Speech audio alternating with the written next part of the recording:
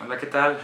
Me toca a mí el día 30 exponer el devocional de Proverbios 30 en este proyecto que está dirigiendo Jorge Zambrano.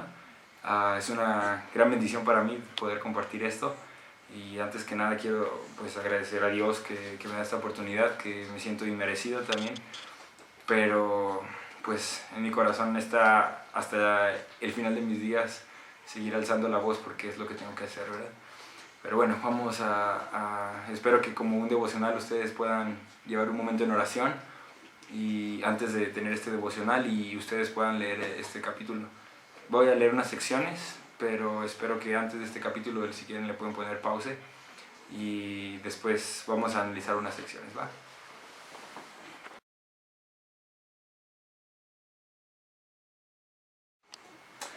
Bueno, después de haber leído ustedes, espero que ya más o menos entendamos un poco de qué trata este capítulo. Bueno, dice que son las palabras de Agur. Agur dice que aquí fue un profeta, o sea que Dios le dijo cosas a Agur. Y bueno, en rasgos generales este capítulo fue escrito con una sensación de pena, porque él estaba meditando en eso que Dios le dijo. Estaba meditando que Dios le había dicho que había un contraste en su vida, que ya ustedes lo leyeron. Pero vamos analizándolo un poco, algunos versículos. Vamos a comenzar con el versículo 2, que ya son las palabras directamente que él dice. Dice: ciertamente más rudo soy yo que ninguno, ni tengo entendimiento de hombre. Yo ni aprendí sabiduría, ni conozco la ciencia del santo. ¿Quién subió al cielo y descendió? ¿Quién encerró los vientos en sus puños? ¿Quién ató las aguas en un paño? ¿Quién afirmó todos los términos de la tierra? ¿Cuál es su nombre y el nombre de su hijo, si sabes? Aquí habla de alguien que está escrito con mayúscula, que es el santo. Y pues todos conocemos quién es ese santo, ¿verdad? Este libro de Proverbios fue escrito con afán de enseñarnos sabiduría. Y a lo largo de este mes han visto qué es esa sabiduría. ¿Cuál es el principio? Que ya sabemos que el principio de esa sabiduría es el temer a Dios. ¿Y qué es el temer a Dios? Más adelante, creo que es el capítulo 8, dice que el temer a Dios es aborrecer el mal, ¿no? Y pues aquí dice que él se considera que no tiene esa sabiduría. Dice que yo no aprendí esa sabiduría. ¿Por qué? Porque hace una comparación al final con Dios, Dios que es todo sabio, ¿verdad? Y en ese momento podríamos decir, entonces él, dices que no es sabio, entonces practica el mal. Pues en teoría sí, porque es hombre, porque si nos comparamos con Dios, es imposible obtener un resultado porque Dios es incomparable. Aquí hace una comparación con Dios que dice que quién es aquel que subió al cielo y descendió para comprender esa sabiduría, que como es un profeta puede, y en algunos comentarios bíblicos se expresa que es también una profecía que va hacia Cristo, que es el que subió al cielo y descendió. Pero bueno, estando en otro contexto, ¿quién es ese que tiene esa sabiduría, que ya fue al cielo y conoce que hay en el cielo? ¿Quién es ese que encierra los vientos en sus puños y ata las aguas en un paño? Me hace recordar también la historia de Job, que al final, después de que vivió todas esas desgracias, Dios le contestó desde un torbellino en Job 38 y dijo: ¿quién es ese hombre que cubre su lomo sin sabiduría? Y empieza a interrogar a Job en unos versículos tan hermosos que son el 38, 39 y 40, y hace caer en cuenta a Job que no es sabio, que Job le falta mucho por aprender, porque Dios le pregunta: tú, hazme saber si estuviste cuando yo creé la tierra, cuando se formó esa tierra, si estuviste cuando separé las aguas de los cielos, cuando al mar le puse un candado, has estado tú en los esplendores de la nieve, ¿conoces tú cuando pare la cabra montés, cuando el tiburón da a luz, cuándo son las sesiones, cuándo cae la lluvia, etcétera, etcétera? Le pregunta: ¿has estado tú mismo a las puertas de la muerte, del Hades? Y bueno, aquí Job al final, al igual que Agur, él se da cuenta de que nos falta mucho y que necesitamos una sabiduría, que somos hombres que seguimos aprendiendo y que somos vulnerables. Agur, estando en esa posición de vulnerabilidad, él se da cuenta de que necesita la ayuda de Dios y necesita la ayuda de su palabra, que como en el versículo 5 dice que es limpia y que es un escudo a los que en él esperan.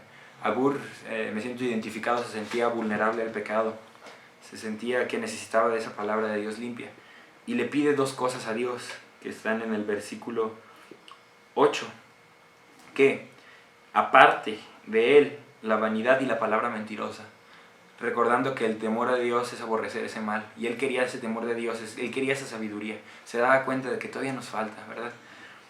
Y la otra cosa que le pide, esto es algo también muy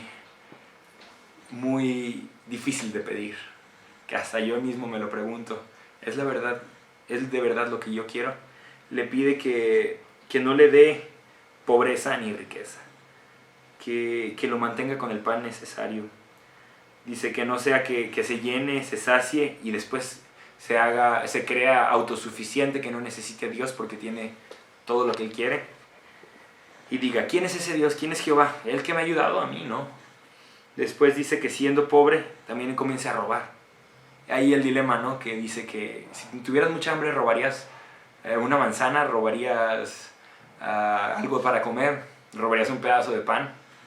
Ahí podríamos ver que sí, al final de cuentas es un robo y eso está mal. En lugar de que confiemos en Dios y sabemos que Dios va a proveer y somos fieles a Dios y Dios va a actuar a nuestro favor. Pero él dice que tampoco quiere que le dé tanta pobreza para que él no tenga la tentación de robar. No quiere decir que si es pobre va a robar, es una tentación. Comida para el hambriento o riquezas para el avaro, son tentaciones. Él se sentía vulnerable, por eso le pidió a Dios eso. Y si nosotros queremos ser sabios, y si nosotros queremos aborrecer ese mal, necesitamos esa ayuda de Dios y tenemos que pedirla, porque sufriríamos de tentaciones. Bueno, es difícil de pedir eso, tener un intermedio. Seamos honestos, ¿a quién no le gustaría tener mucha riqueza? Pues sí, la verdad es que este mundo nos enseña a acumular y si no tienes dinero, fuiste nada exitoso en tu vida. Pero Dios no está necesariamente peleado con el dinero. Dios no está necesariamente peleado con las posesiones. Dice Mateo 6 que donde está tu tesoro, ahí va a estar tu corazón. Si tu tesoro son las riquezas, si tú vives para tener dinero, si tú vives para un trabajo, y créanme que me estoy autoapedreando, de verdad ahí va a estar el problema. Pero si tu tesoro es Cristo, ahí va a estar tu corazón y Dios te puede bendecir. Abraham tenía mucho dinero, Abraham era rico, Abraham tenía tierras y dice que cuando era viejo Dios bendijo en todo a Abraham. Dios no tenía problema con darle dinero a Abraham, pero el corazón de Abraham estaba en Dios, el tesoro de Abraham estaba en Dios, que hasta estuvo dispuesto a sacrificar a su hijo. Y estuvo dispuesto a sacrificar lo que él más quería y estuvo dispuesto a sacrificar, entre comillas, la promesa de Dios, que a través de ese hijo iba a tener mucha descendencia. Y él estuvo dispuesto porque su tesoro era Cristo. Así que Dios no tenía problema en darle dinero. Pero no, nosotros tenemos que seguir viviendo con la meta que es Cristo y Dios puede bendecirnos. Y si no nos bendice, tampoco hay problema porque nuestro corazón va a estar en Dios.